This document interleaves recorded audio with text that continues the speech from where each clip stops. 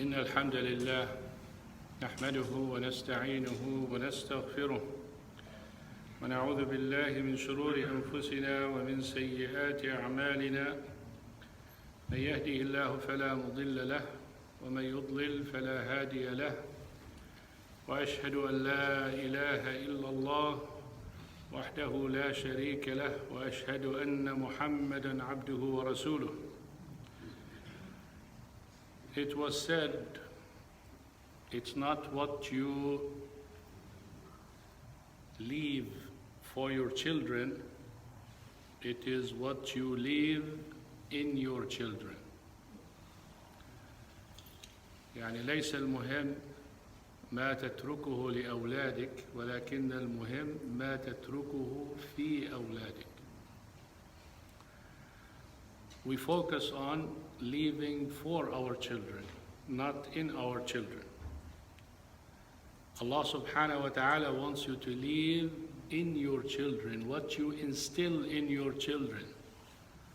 The aqidah, the tawheed, the akhlaq, the Islamic muamalat, dealings and such. This is the most important. It's not the house, the car, the money, the food, the clothes, technology. That is not what Allah subhanahu wa ta'ala looks at, and that is not what Allah subhanahu wa ta'ala accounts you for. He accounts you what you leave in.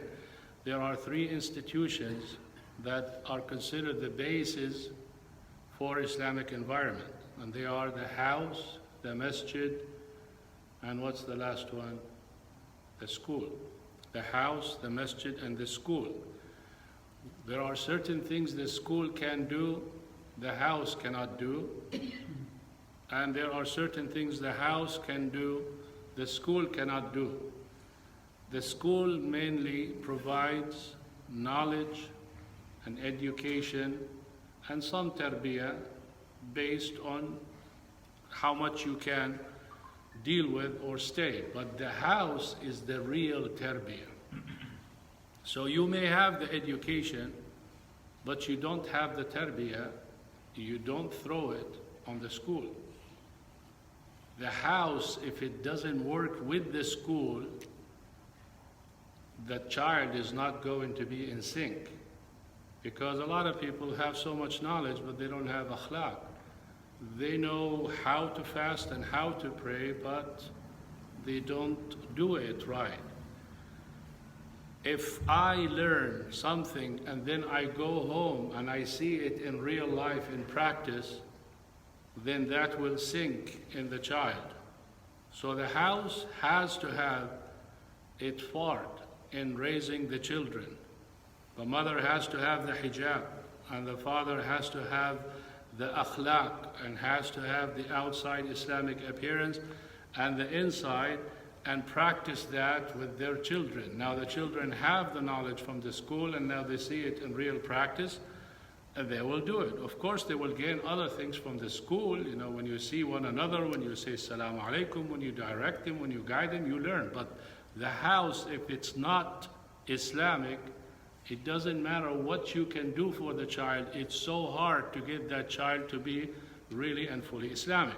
Same thing the masjid. The masjid provides also something extra.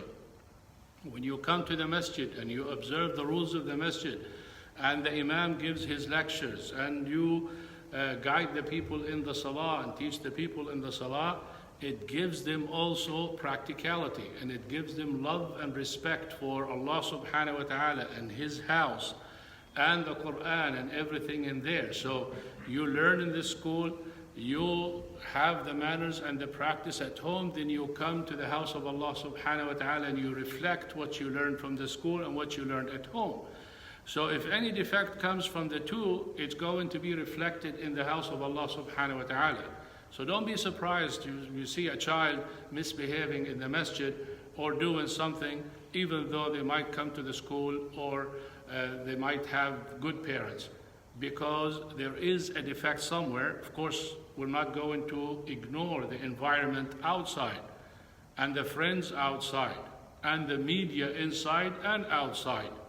So all of those affect the children so much to the point that parents have to be fully alert with their children and what they do and who they hang with and what they have on their phones and in their computers, what they watch and all of that. It's a full-time job. There's no doubt it's not 1 day or 2 days, but it's a job that Allah subhanahu wa ta'ala will ask you for. At the same time, you would reap the fruit of that when you raise that in your child and they raise it in their children.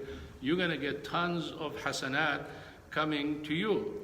Now, for instance, the girls wear the hijab and the boys are from young age raised on growing the beard, to be following the sunnah of the Prophet ﷺ, to be following the innate sunnah, the innate life, which is, this is how it is, sunnah al-fitra.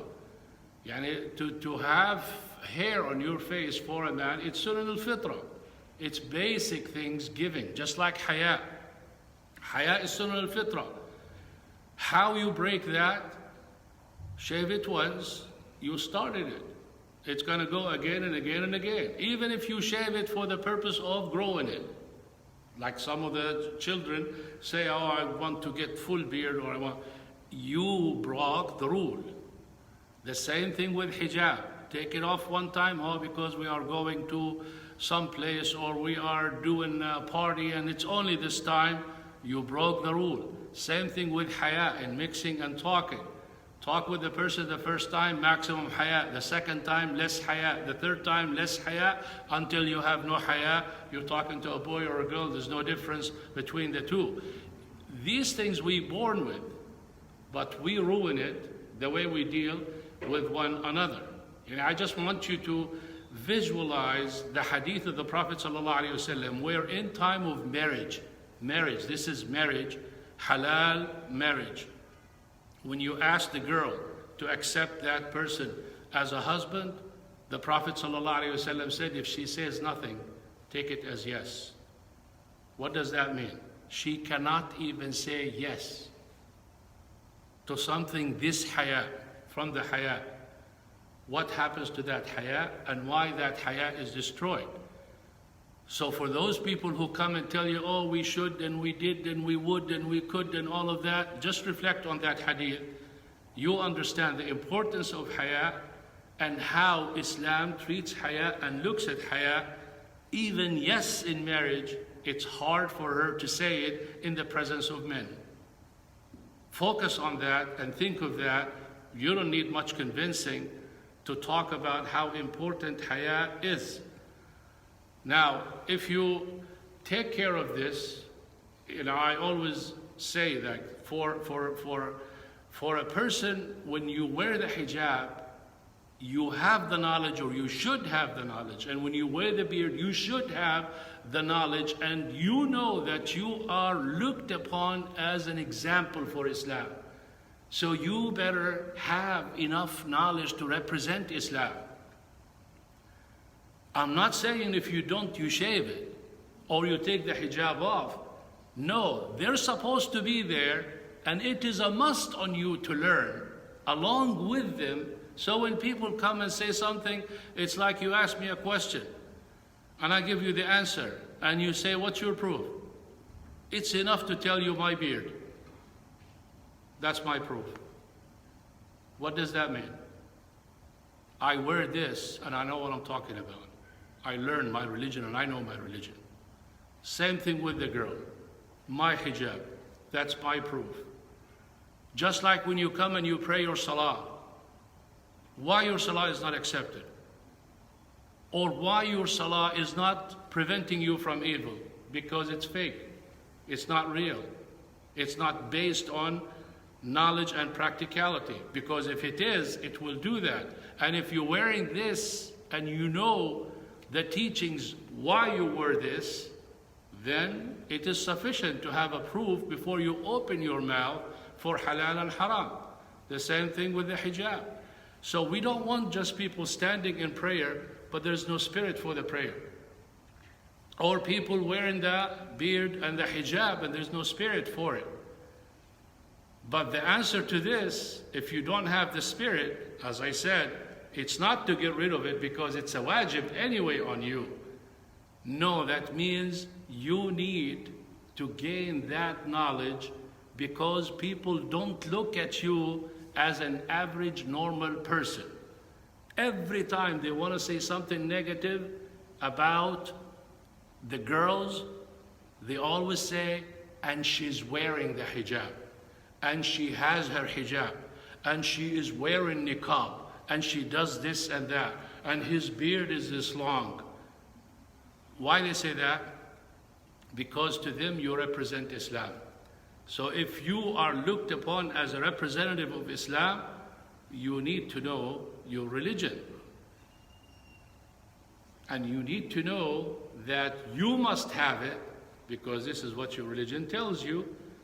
So you have no choice but to wear the hijab and wear the beard and know your religion, and you are a straight winner all the way to Jannah, inshallah, because it's all of that sunnah, and sunnah takes you to Jannah. سبحانك اللهم وبحمدك أشهد أن لا إله إلا أنت أستغفرك وأتوب إليك. السلام عليكم ورحمة الله.